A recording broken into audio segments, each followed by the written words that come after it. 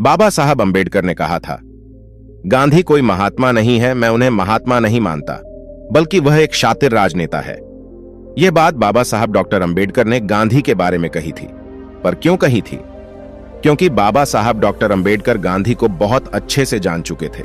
वह पहचान चुके थे कि कैसे गांधी वर्ण व्यवस्था के कट्टर समर्थक हैं और वर्ण व्यवस्था को बनाए रखने के लिए, जातियों को बनाए रखने के लिए किस तरह से उन्होंने बहुत ही शातिर तरीके से की। इस वजह से बाबा साहब डॉक्टर अंबेडकर उन्हें कहते थे कि वो कोई महात्मा नहीं है। आज ही का वो दिन है 24 सितंबर 1932, जिसको पूना पैक्ट के तौर पर याद किया जाता है। आज का दिन पूना पैक्ट के तौर पर याद करते हैं और आज ही के दिन गांधी के कोशिशों साजिशों की वजह से बहुजन समाज का ऐसा नुकसान हुआ जिसकी भरपाई आज तक नहीं हो पाई है। पूना पैक्ट उसका एक जिंदा उदाहरण है, सबूत है, उसकी कब्र है उस बात की कैसे बहुजनों की हक मारी हुई थी। क्या है पूना पैक्ट? सबसे पहले यह समझिए और फिर मैं आपको बताऊंगा कि किस तरह से गांधी और बाबा साहब डॉक्टर अंबेडकर के बीच में वो टकराव था। अपने बहुजन समाज की हकमारी के खिलाफ बाबा साहब कैसे लामबंद थे और किस तरह से गांधी जो है वो वर्ण व्यवस्था को बनाए रखने के लिए उन्होंने अपनी जान की बाजी लगा दी थी। वर्ण व्यवस्था समाज को बांटने तथा छोटी जाति के लोगों पर अत्याचार का साधन था तथा यह सनातन धर्म की कुप्रथा थी जो कि गांधी इस व्यवस्था को बनाए रखना चाहते थे, परंतु बाबा साहब अंबेडकर इसका विरोध करते थे। अब आप उन बातों को समझिए। दरअसल पूना पैक्ट में क्या हुआ था, उससे पहले आपको याद होगा कि गोलमेज सम्मेलन हुए थे। पहला गोलमेज सम्मेलन और दूसरा गोलमेज सम्मेलन लंदन में हुआ था। बाबा साहब डॉक्टर अंबेडकर यहां से गए थे और पहली बार लंदन में अंग्रेजों के सामने उनकी राउंड टेबल पर बैठकर की डिप्रेस क्लासेस की प्रतिनिधित्व करने के लिए कोई व्यक्ति वहां गया था और अछूतों को उस समय की उनकी अछूती के अनटचेबल्स के तौर पर पहचान थी, तो उनकी नुमाइंदगी पहली बार हुई थी।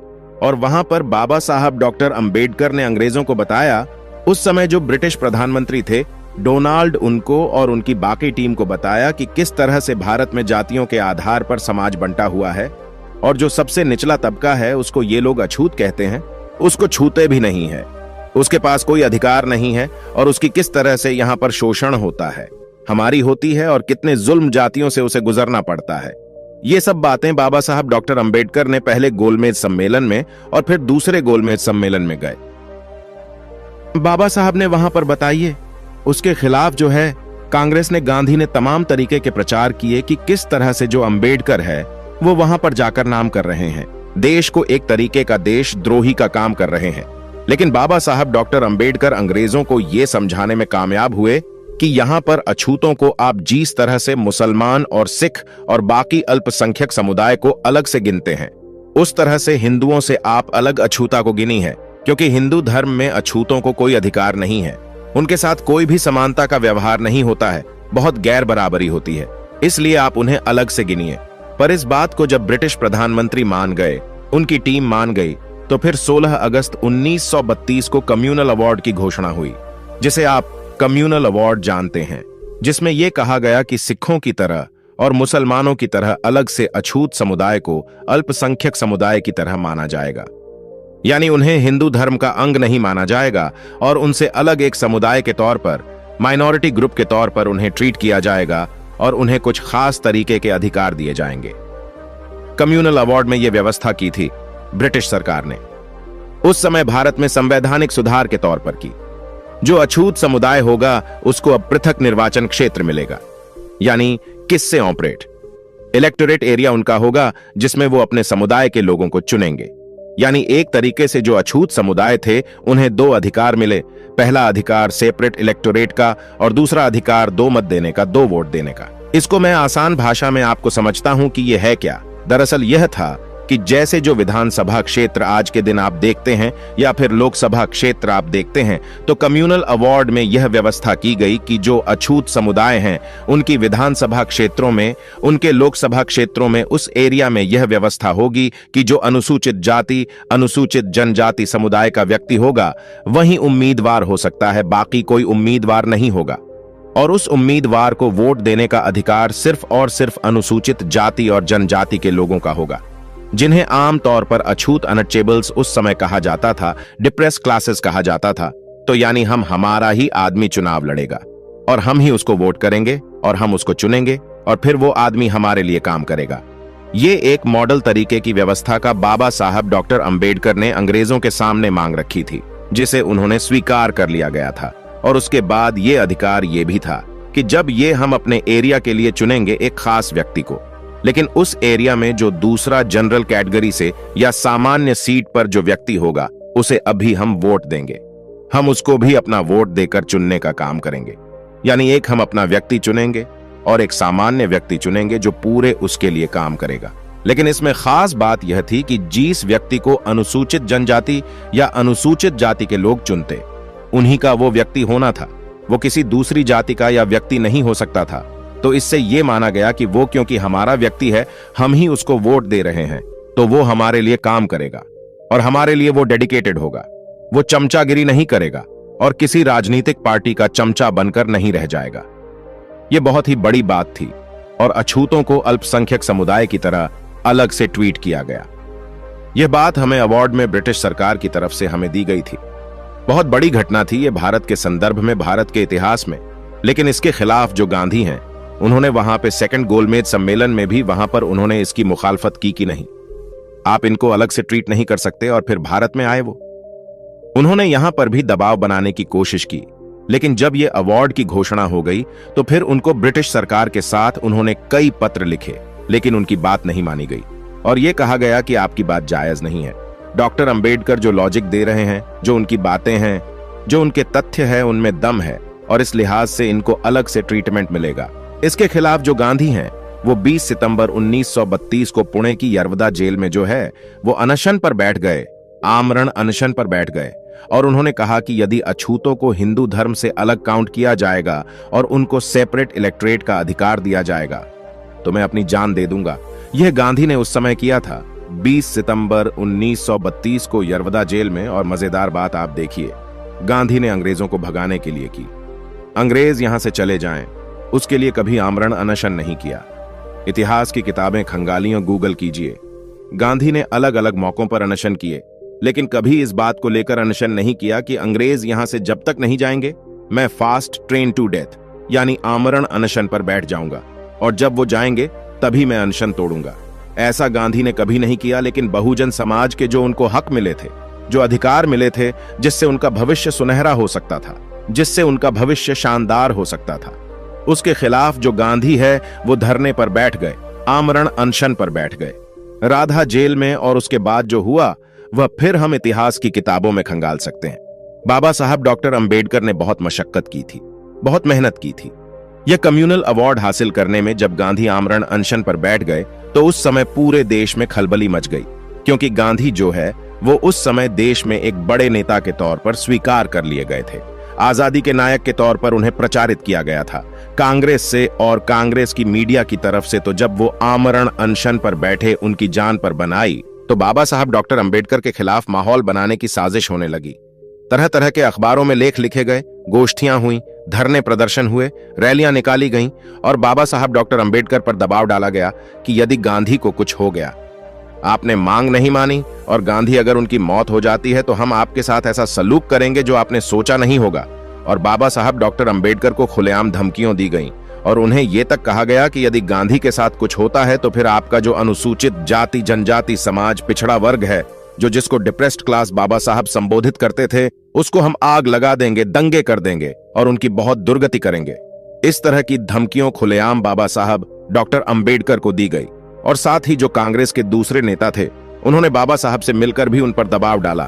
आपको याद होगा, एक तस्वीर काफी आजकल चलती है, कस्तूरबा गांधी बाबा साहब डॉक्टर अंबेडकर के सामने ऐसे झोली फैलाकर खड़ी हो गई थी। कस्तूरबा गांधी ने हाथ जोड़कर झोली फैलाकर बाबा साहब से भीख मांगी कि मुझे मेरे सुहाग की भीख दे दीजिए, मेरा सुहाग बना रहे वरना मैं विधवा हो जाऊंगी। अगर गांधी मर गए तो आप मुझे मेरे सुहाग की भीख दे दीजिए। और बाबा साहब डॉक्टर अंबेडकर पर इतना ज्यादा प्रेशर क्रिएट किया गया, इतनी ज्यादा उन पर दबाव डाला गया, धमकियां दी गई। और बाबा साहब इस बात को जानते थे कि यदि गांधी को कुछ हुआ तो फिर इस देश में जो स्वर्ण जातिवादी लोग हैं वो फिर बहुजन समाज के साथ बहुत बुरा सलूक करेंगे, बहुत सारी हिंसा हो सकती है, बहुत सारे लोगों की जान जा सकती है। इसलिए बाबा साहब मजबूरी में एकदम मजबूर रोते हुए 24 सितंबर 1932 को आप बाबा साहब जो है वो यरवदा जेल गए और गांधी के सामने उन्होंने बैठ के कहा कि आप ठीक नहीं कर रहे हैं।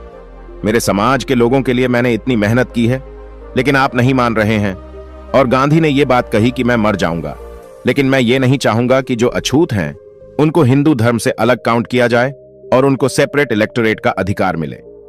मजबूरी में बाबा साहब ने रोते हुए, उनकी आंखों से आंसू निकल रहे थे। उन्होंने पुनः पैक्ट पर साइन किए और तब ये गांधी ने आमरण अनशन छोड़ा। यानी एक तरीके से बाबा साहब डॉक्टर अंबेडकर ने गांधी को जीवन दान दिया। हम बाबा साहब को इस तौर पर भी याद कर सकते हैं कि उन्होंने बाबा साहब ने गांधी को जीवन दान दिया। वो उनके जीवन रक्षक बने और उन्हें जिंदा रहने का जो अधिकार बाबा साहब ने एक तरीके से पूना पैक्ट पर साइन करके दे दिया। लेकिन इसके एवज में बाबा साहब ने कहा कि मैं आपकी बात मान रहा हूं, लेकिन मेरे समाज के लोगों को आप जो है रिजर्वेशन दीजिए, क्योंकि मुझे मालूम है कि जब आपके हाथ में सत्ता होगी, आपके लोगों के हाथ में सत्ता होगी, तो हमारी वही गुलामी का दौर शुरू हो जाएगा जो पहले से चलता हुआ रहा था। लेकिन आप हमें कोई अधिकार नहीं देंगे पैक्ट में। इसके में बाबा साहब ने संवैधानिक आरक्षण की बात की और गांधी ने उसमें फिर मजबूर होके और दबाव बाबा साहब की तरफ से भी बनाया गया कि ये वरना मैं साइन नहीं करूंगा।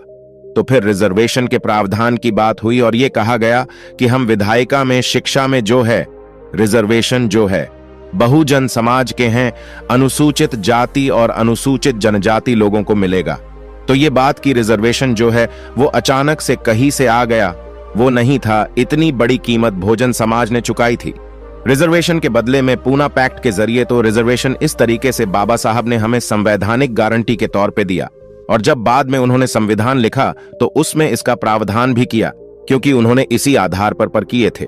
तो ये एक बहुत ही बड़ी घटना के तौर पर हम इसको याद करते हैं पूना पैक्ट पर। और बाबा साहब बार बार कहते हैं कि वो गांधी को महात्मा नहीं मानते, क्योंकि गांधी को आप जब ये कहते हैं कि वो थे, वो अहिंसावादी थे, वो इंसान नहीं करते थे।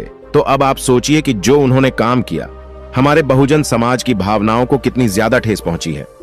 बाबा साहब कितनी पीड़ा में रहे होंगे, उनका मन कितना दुखी होगा। तो क्या हिंसा सिर्फ शारीरिक हमला ही है? क्या हिंसा मानसिक हमला नहीं है? मानसिक पीड़ा देना किसी को इंसान नहीं है। आज आप देखिए, मेंटल हैरेसमेंट, मेंटल टॉर्चर ऐसे शब्द जो है इस्तेमाल होते हैं और उसको एक तरीके का अपराध माना जाता है। आप लोग किसी के साथ ऐसा करते हैं तो पुलिस में शिकायत दर्ज कराई जा सकती है कि इसने मुझे मेंटली किया, मेंटल टॉर्चर किया। आज अपराध है एक तरीके से हिंसा। उसको दुनिया भर में माना जाता है कि वो मेंटल वायलेंस है। आप जो है उसको साइकोलॉजिकल प्रेशर डाल के उसके साथ वायलेंस ही कर रहे हैं। उसी तरीके से गांधी ने वहां पर भी हिंसा का इस्तेमाल किया, मेंटल टॉर्चर बाबा साहब को किया, साइकोलॉजिकल प्रेशर क्रिएट किया, भावनाओं को आहत किया। तो इसको एक हिंसा ही माना जाना चाहिए। तो गांधी को अहिंसा का पुजारी बताने वाले लोगों को यह बात बतानी चाहिए कि किस तरीके से उन्होंने बाबा साहब पर दबाव डालने के लिए हिंसा का इस्तेमाल किया था। उसका रूप था आमरण अनशन। तो ये गांधी के विचार थे और उन्होंने, गांधी ने इस बात पर वो अपनी जान की बाजी लगा दी कि मैं इनको अलग नहीं कर सकता। दरअसल गांधी चाहते थे कि जो वर्ण व्यवस्था है वो उसी तरह से बनी रहे जो चतुर्वर्ण है, जिसमें सबके काम धर्म के आधार पर बांटे गए हैं। तो गांधी ने इस बात की जो है उन्होंने सिफारिश की और उन्होंने जो उनकी किताब है, आप पढ़ेंगे, सत्य के साथ मेरे अनुभव फिर स्वराज, जो उनकी किताब है, और जो ग्राम स्वराज का उनका सपना था और राम राज्य का सपना जो गांधी का था, उसमें क्या सपना था आप किताबें पढ़े तो समझ में आएगा कि वो कहते हैं कि जो जातियां हैं वो बनी रहे, जो चतुर में जिसके काम जो दिए गए हैं वो अपना काम करता रहे, और उसी से समाज जो है वो आगे बढ़ेगा, क्योंकि उसको दिशा देने के लिए, समाज को चलाने के लिए सबके काम बंटे हुए होने चाहिए और जिसको जो काम दिया गया है वही होना चाहिए। यह गांधी की मानना था। वो कहते थे कि जातियों में जो भेदभाव है वो खत्म हो जाएगी, आप उनके साथ ना करें, उनके साथ टॉर्चर ना करें। इसलिए वो बार बार हरिजन बस्तियों में जो शब्द वो लेके आए थे कि हरिजन है, वहां जाकर उनको जाकर वहां पे वो दिखावा करते थे। और बाबा साहब कहते थे कि भाई ये लोग जातिवादी नहीं है, आपके लोग जातिवादी, अपने घर जाइए, उनको लोगों को समझाइए कि आपको किस तरह से समानता की पाठ सीखने की जरूरत है। गांधी ऐसा चाहते थे। बाबा साहब कहते थे कि मैं जातियों के खात्मे की बात करता हूं, मैं जातियों के उन्मूलन की बात करता हूं। हमें नेशन ऑफ कास्ट की बात करते हैं, हम जातियों को बनाए रखने की बात नहीं करते। और बाबा साहब बार बार ये कहते थे कि भाई आप कैसे समाज को 4 वर्णनों में बांट सकते हैं कि ये पढ़ेगा, ये लड़ेगा और यह व्यापार करेगा। और ये सेवा करेगा सेवा का जो पूरा का पूरा दायित्व है वो शूद्र समाज पर क्यों हो? बाकी के लोग ऐसा काम क्यों ना करें? और किस तरह से आप जन्म के आधार पर तय कर लेंगे? क्योंकि किसी व्यक्ति में अगर 2 उससे ज्यादा गुण हुए तो वह लड़ भी सकता है, पढ़ भी सकता है, तो आप तो उसे पढ़ने नहीं देंगे। आप बोलेंगे नहीं, तुम लड़ाई करो, तो ये कैसे तय होगा? क्या उसके लिए ओनल इंडिया लेवल पर कोई परीक्षाएं होंगी? बाबा साहब ने ये बातें लिखी हैं कि क्या उसके लिए ओनल इंडिया लेवल पर आप परीक्षाएं लेंगे, फिर सर्टिफिकेट देंगे, फिर डिग्री देंगे और उसको सर्टिफाइड घोषित करेंगे कि इसमें कौन सा गुण है। अगर किसी में 2 या 3 या 4 गुण होंगे तो उसको किस तरह की सर्टिफिकेशन होगा और आप जातियों को किस तरह से बांट सकते हैं? समाज का विकास कैसे होगा? हमें जातियों को खत्म करना है। बाबा साहब ये कहते थे। गांधी को उन्होंने कहा कि आप कह रहे हैं कि भाई जय व्यवस्था लागू हो, जिसको जो धर्म मिला है वो उसका पालन करें। तो बाबा साहब ने यहां पर गांधी को घेरा। उन्होंने कहा कि आप कह रहे हैं कि भाई वर्ण व्यवस्था लागू हो, जिसको जो धर्म मिला है वह उसका पालन करें। तो बाबा साहब ने यहां पर गांधी को घेरा। उन्होंने कहा आप तो बनिया जाति से आते हैं साहब, आप जो है वो बनिया जाति से आते हैं और आपका काम जो है वो चतुर्वर्ण के हिसाब से वैश्य समुदाय में आप जब आते हैं तो आपका काम व्यापार करना है। आपका काम करना तो नहीं है, वकालत करना तो नहीं है। तो आपने वकालत की पढ़ाई क्यों किया? वकील क्यों बने? बैरिस्टर क्यों बने? ये तो आपने रामद्रोही आप काम किया है, धर्म के खिलाफ जाकर काम किया है। आप बनिया समुदाय से आते हैं, आपका काम पूजा पाठ करना नहीं है, आपका काम आध्यात्मिक धार्मिक काम करना नहीं है। तो फिर ही राम का सत्संग क्यों करते हैं? बार बार आप जो ये हे राम और जो ये हिंदू संस्कृति के ये पूजा पाठ ये काम करते हैं, ये क्यों करते हैं? ये तो ब्राह्मण धर्म का वर्ग का काम है। तो आपने यहां पर भी धर्मद्रोही काम किया है, आपने धर्म के खिलाफ जाकर काम किया है। तो आप जो बात कह रहे हैं कि धर्म के हिसाब से, चतुरानन के हिसाब से आपको अपने काम का पालन करना चाहिए, तो आपने खुद क्यों नहीं किया? बाबा साहब ने गांधी से यह सवाल किया कि आपने खुद ये बात को एप्लीकेबल क्यों नहीं किया, खुद के आचरण में क्यों नहीं लेके आए? तो आपकी करनी और कथनी में बहुत ज्यादा फर्क है। और बाबा साहब ने इन्हीं बातों पर घेरा और यह कहा कि मैं गांधी को कभी महात्मा नहीं मानता। वो महात्मा नहीं है बल्कि एक शातिर राजनेता हैं। तो ये पूना पैक्ट में आज की कहानी मैंने आपको बताने की कोशिश की और आपको समझाया कि किस तरह से हमारे साथ बहुत बड़े लेवल पर जो है एक धोखाधड़ी का काम हुआ और उसको नाम दिया गया कि आजादी की लड़ाई और हिंसावादी लड़ाई थी। और उसी की वजह से आज जो है आप देखेंगे कि जैसे मान्यवर साहब कांशीराम ने अपनी किताब चमचा युग में लिखा है कि अभी क्योंकि जो नेता होते हैं, विधायक या सांसद होते हैं, वो समाज के नेता या विधायक नहीं होते बल्कि पार्टी के वफादार नेता, सांसद, विधायक होते हैं। क्योंकि टिकट उनको पार्टी देती है, पार्टी जारी कर देती है। उसके खिलाफ जाएंगे तो सदस्यता चली जाएगी। आप पार्टी के खिलाफ बोल नहीं सकते, अगली बार आपको टिकट नहीं मिलेगा। बहुत सारी दिक्कतें होती हैं और इस वजह से जो हमारे अनुसूचित जाति जनजाति के लोग रिजर्व सीटों से जो आते हैं वो फिर संसद में, विधान पालिका में जो है वो हमारे हितों के लिए कोई आवाज नहीं उठा पाते और चाहे कितनी ही नाइंसाफी होती रहे वो नहीं बोल पाते क्योंकि वो पार्टी के गुलाम बन जाते हैं। चमचा जी ने मान्यवर साहब कहते हैं आप देखिए 13 पॉइंट रोस्टर का मसला हो, अभी जो है कास्ट का मसला हो, रिजर्वेशन इन प्रमोशन का मसला हो, बहुत सारे पद खाली होने का मसला हो, या फिर एससी एसटी के ऊपर एट्रोसिटीज का मसला हो, या फिर प्राइवेटाइजेशन के जरिए रिजर्वेशन को खत्म करने का मसला हो। इतनी सारी बातें हो रही हैं, लेकिन जो हमारे अनुसूचित जाति जनजाति के वहां पर सांसद हैं, संसद में वो कभी कोई उठ के बात नहीं करते हैं, वो बल्कि सरकार का पक्ष रख रहे होते हैं। जो सामाजिक कल्याण मंत्री बनते हैं वो हमारे ही लोग, समाज के लोग होते हैं और वो सरकार का पक्ष रखते हुए वो बताते हैं कि कैसे ये सरकार सही काम कर रही है, लेकिन वो कभी हमारे समाज के हितों की बात नहीं करते। क्यों नहीं करते? क्योंकि वो पार्टी के गुलाम हैं। मान्यवर बाबा साहब की भाषा में चमचा है। अगर हमें सेपरेट इलेक्टोरेट का अधिकार मिला होता, अगर हमें 2 वोट का अधिकार मिला होता, तो अल्पसंख्यक समुदाय की तरह अलग से ट्रीटमेंट मिला होता, तो आज हमारे अपने लोग जो है वो विधान पालिका में होते और हमारे लोगों की स्थिति इतनी दुर्गम, इतनी विकट, इतनी खराब स्थिति नहीं होती जो आज है। तो यह सब हो रहा है। दोस्तों, आज की वीडियो में बस इतना ही। इस चैनल पर मैं सिर्फ बाबा साहेब के जीवन से जुड़ी छोटी बड़ी सभी जानकारी लेकर आता रहता हूं। यदि आप बाबा साहब को पसंद करते हो और इनके बारे में और अधिक जानना चाहते हो तो हमारे बाबा साहेब अंबेडकर जी यूट्यूब चैनल को सब्सक्राइब कर ले। वीडियो को पूरा देखने के लिए धन्यवाद। आपका दिन शुभ हो।